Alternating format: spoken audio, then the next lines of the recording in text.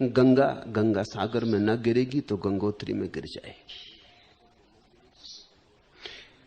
ये दूसरी बात ख्याल में लेना। जीवन दुख है ऐसा कहने का, इस पर बार बार जोर देने का बुद्ध का क्या प्रयोजन होगा? तुम्हें दुखी करना प्रयोजन नहीं है, तुम्हें दुख से मुक्त करना प्रयोजन।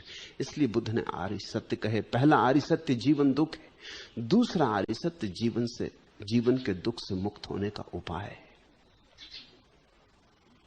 लेकिन पहले यह तो समझ में आ जाए कि जीवन दुख है, तो फिर छुटकारे का उपाय खोजना शुरू हो जाए। फिर बुद्ध ने कहा कि जीवन के दुख से छूटने की संभावना है। देखो मेरी तरफ, मेरे महासुख को मैं छूट गया हूं। तो ऐसा नहीं कि ये कोई कल्पना ही है कि जीवन के दुख से छूट जाएंगे। कौन कब छूटा? छूटने की संभावना है। और एक ऐसी दशा है जहां दुख नहीं रह जाता, जहां दुख निरोध हो जाता है। जीवन दुख है इतने पर बुद्ध की उपदेशना समाप्त नहीं हो जाती, शुरू होती है। यह तो पहला कदम हुआ कि जीवन दुख है। यह तुम्हें दिखाई पड़ जाए तो तुम पूछोगे ही, स्वभावतः पूछोगे, इस दुख से छूटा जा सकता है या कि यह हमारी नियति है, दुख भोगना ही पड़ेगा। बुद्ध कहते हैं छूटा जा सकता है। आशा खुली, लेकिन यह नई ढंग की आशा है। यह बाहर दौड़ने वाली आशा नहीं है, यह भीतर ठहरने वाली आशा है। एक नया सूत्रपात हुआ, एक नई किरण उतरी। अब यह किरण किसी धन की चमक नहीं है और किसी दूसरे में लगाव नहीं है। यह किरण अब अपने ही केंद्र की चमक है। बुद्ध कहते हैं संभावना है दुख के पार जाने की। ऐसी दशा है दुख निर्वाण, दुख मुक्ति की, दुख निरोध की, निर्वाण की दशा है। तो तुम पूछोगे जीवन दुख है और एक ऐसी दशा है जहां जीवन का दुख नहीं रह जाता, फिर मार्ग क्या है? तो बुद्ध कहते हैं अष्टांगिक 8 प्रक्रियाएं जिनसे आदमी धीरे धीरे कर मुक्त हो जाता है दुख से। तो बुद्ध तुम्हें दुखी नहीं करना चाहते, तुम्हें दुख से मुक्त करना चाहते हैं, इसलिए दुख की इतनी चर्चा करते। तुम उल्टा कर रहे हो, तुम देखते ही नहीं जीवन में आंख डाल के। तुम डरे हो कि कहीं दुख दिखाई ना पड़ जाए तो तुम आंखें बचा रहे हो। तुम यहां वहां देखते हो, सीधा नहीं देखते जीवन में। तुम आंख में आंख डाल के नहीं देखते, इधर उधर कहीं दिख ना जाए। जानते तो तुम भी हो कि जीवन में दुख है, बार बार अनुभव तो तुम्हें भी हुआ है कि जीवन में दुख है। कहते हैं ना, दूध का जला छाछ भी फूंक फूंक के पीने लगता है। ये तुम्हारी आंखें बताती हैं कि तुम्हें अंदाज है, तुम्हें अनुभव है, होना ही चाहिए। कितनी बार तो तुमने जाना कि ये फूल है, फिर कांटा पाया। आखिर बिना सीखे कैसे रह जाओगे? सीख तो गए हो तुम भी, फिर भी झुटला रहे हो अपनी सीख को। बुद्ध इस बात को साफ कर देना चाहते हैं कि जीवन दुख है। ये इतना स्पष्ट हो जाए कि इसमें रत्ती मात्र भी संदेह ना रहे। संदेह रहा तो तुम खोज जारी रखोगे, बाहर ही दौड़ते रहोगे, सोचोगे कि शायद कहीं से कुछ रास्ता मिल जाएगा। तो बुद्ध इसको अटूट रूप से सिद्ध कर देना चाहते हैं कि जीवन दुख है। और कुछ बुद्ध को सिद्ध करने के लिए बहुत श्रम करने की जरूरत नहीं। जीवन ऐसा है, सिर्फ पर्दा उठा के दिखा दो तो तुम देख लोगे जीवन की नग्नता दुख ही है। जैसे हर आदमी को अगर तुम उघाड़ के देखो तो अस्थि पंजर पाओगे, सब सौंदर्य तिरोहित हो जाता है। ऐसे ही जीवन को उघाड़ के देखोगे तो दुख का अस्थि पंजर पाओगे। चमड़ी के ऊपर ऊपर दिखाई पड़ता है सौंदर्य। बुद्ध तो जीवन के साथ वही कर रहे हैं जो एक्सरे करती, तुम्हारी हड्डी हड्डी, तुम्हारे भीतर जो पड़ा है उसे उघाड़ के दिखा देती। पूछा है जगत झूठ और जीवन दुख ही दुख है, क्या इससे यह खतरा नहीं कि जीवन और उदास और दुखी और विपन्न हो जाए?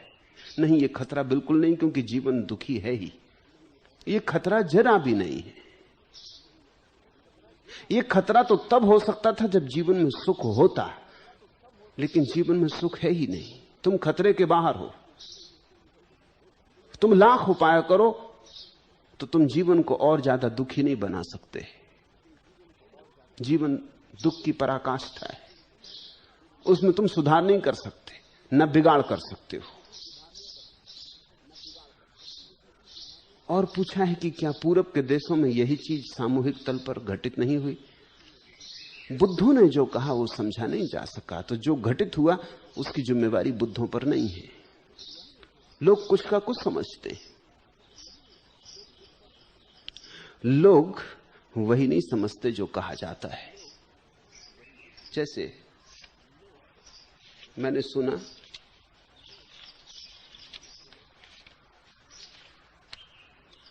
मुल्ला नसरुद्दीन एक बस में खड़ा है और बिना टिकट यात्रा कर रहा है, अंततः पकड़ा गया। शेखर ने उससे पूछा कि महान भाव, कपड़े लगते तो बड़े सज्जन जैसे पहने हुए हैं और बिना टिकट यात्रा कर रहे हैं, और आपको जरा भी दिखाई नहीं पड़ता कि सामने ही तख्ती लगी है कि बिना टिकट बस में बैठना जुर्म है। मुल्ला ने कहा ठीक, इसलिए तो खड़ा हूं, बैठे ही नहीं, इसी तख्ती के कारण तो खड़ा हूं, बैठना जुर्म है ना। लोग ऐसा समझते हैं, अपने हिसाब से समझते हैं। बुद्ध क्या कहते हैं उससे लोगों ने वैसा नहीं समझा जैसा बुद्ध ने कहा है। एक प्रोफेसर ने अपने एक विद्यार्थी को सहानुभूति से कहा, अरे दर्शन शास्त्र में फेल हो गए तो मेरी लिखी किताब पढ़ी थी या नहीं? उदास छात्र ने कहा कि नहीं सर, मैं आपकी किताब पढ़ने से नहीं, बीमार हो जाने से फेल हुआ। तुम कैसे लोगे किसी बात को, किस अर्थ में लोगे, तुम पर निर्भर है। बुद्धों ने जब कहा कि जीवन दुख है, तो उन्होंने ये नहीं कहा है कि तुम दुख मान लो, उन्होंने ये भी नहीं कहा कि तुम दुख की चादर ओढ़ के बैठ जाओ, उन्होंने ये भी नहीं कहा है कि तुम उदास होके, थके मांदे, निराश होके आत्मघाती हो जाओ।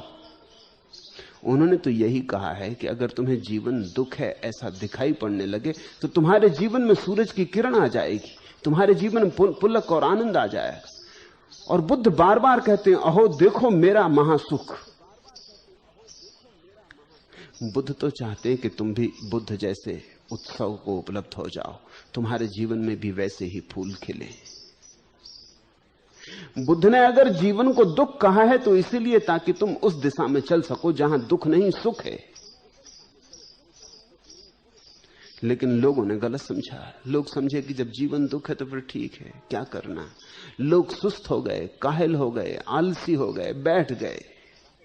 चलने से क्या सार, उठने से क्या सार, कुछ करने से क्या सार, ये जीवन तो दुख है।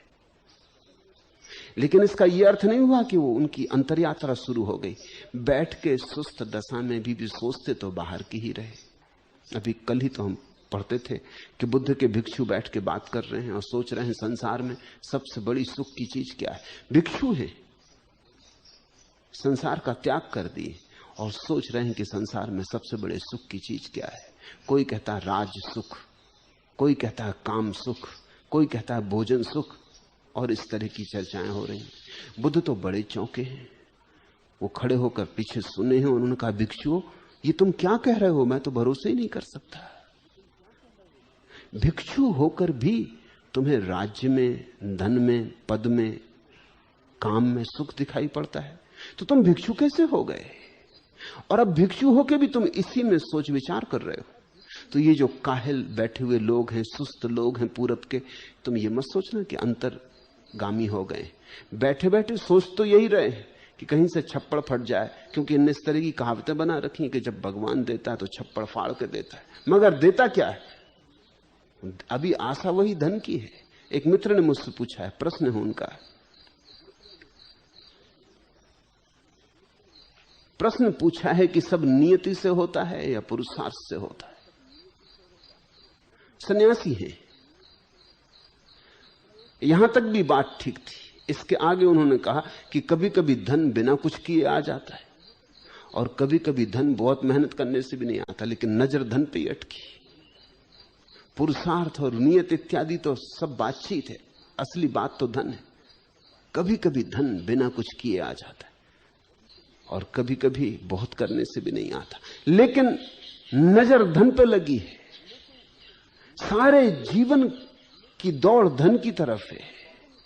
संन्यास्त होके भी सोच यही रहे कि पक्का पता चल जाए कि धन कैसे आता है, कुछ करने से आता है कि अपने आप आ जाता है। तो लोग बैठे हैं, वो सोच रहे हैं जब खुदा देता है तो छप्पड़ फाड़ के देता है, तो क्या करना है, बैठे, जब देगा तो छप्पड़ फाड़ के दे देगा। ऐसी कहानियां गढ़ रखी हैं उन्होंने कि राह चलते धन मिल जाता है, जिसके भाग्य में है उसको राह चलते मिल जाता है, जिसके भाग्य में नहीं है वो कितने उपाय करे कुछ भी नहीं मिलता। तो लोगों ने अंतर यात्रा तो शुरू नहीं की, बहरी यात्रा यथार्थता तो बंद कर दी, लेकिन मानसिक रूप से जारी रखी। ये दुर्भाग्य हो गया। बैठे सोचते यही है। मैंने सुना है एक आदमी राह चलते एक सज्जन का हाथ पकड़ लिया, सामने फेहरिस्त कर दी, कहा कि देखिए एक मंदिर बनवा रहा हूं, 1 लाख रुपए की जरूरत है, और फला आदमी ने 1000 दिए, फला ने 5000 दिए, लिस्ट पर नाम भी लिखे हुए गांव के खास खास लोगों के। उन सज्जन ने छुटकारे के लिए कहा कि भाई मंदिर से क्या होगा, अस्पताल बनवाओ, स्कूल बनवाओ, उससे कुछ सार है, मंदिर तो वैसे ही बहुत है, मंदिर की क्या कमी है। लेकिन वो आदमी नाराज हो गया, उसने कहा मंदिर से सब होगा, क्योंकि भगवान के बिना कुछ भी नहीं हो सकता। इतने लोग बीमार ही इसलिए पड़ रहे हैं कि लोग भगवान की प्रार्थना भूल गए। अगर लोग प्रार्थना करें तो बीमारी क्यों पड़े, अस्पताल की जरूरत क्या है। और असली ज्ञान तो प्रार्थना से पैदा होता है। इसलिए असली बात तो मंदिर है, मंदिर के बिना भगवान की पूजा कहां होगी। राह पर भीड़ इकट्ठी होने लगी, सज्जन भागना चाहते हैं, तो उन्होंने कहा भाई फिर तुम अगर ऐसा ही है, जिद्दी कर लियो मंदिर बनाने की, तो किन्हीं उनको पकड़ो जो 10,000 5,000 दे सके, मैं तो कुछ इतना दे नहीं सकता, मेरे दिए से क्या होगा। तो जल्दी से वो जो दान की याचना कर रहा 5 रुपए पोतर आया, उसने कहा अच्छा 5 रुपया तो दो। पिंड छुड़ाने के लिए उन्होंने 1 रुपया निकाल के जेब से उसे दिया। उस आदमी ने गौर से रुपया देखा और कहा कि महाशय आप मेरा नहीं भगवान का भी अपमान कर रहे हैं। मगर भगवान का भी सम्मान और अपमान होता रुपए से। नजर रुपए पर ही बंधी। 5 रुपए दें तो भगवान का सम्मान हो गया, और 1 रुपया दें तो भगवान का अपमान हो गया।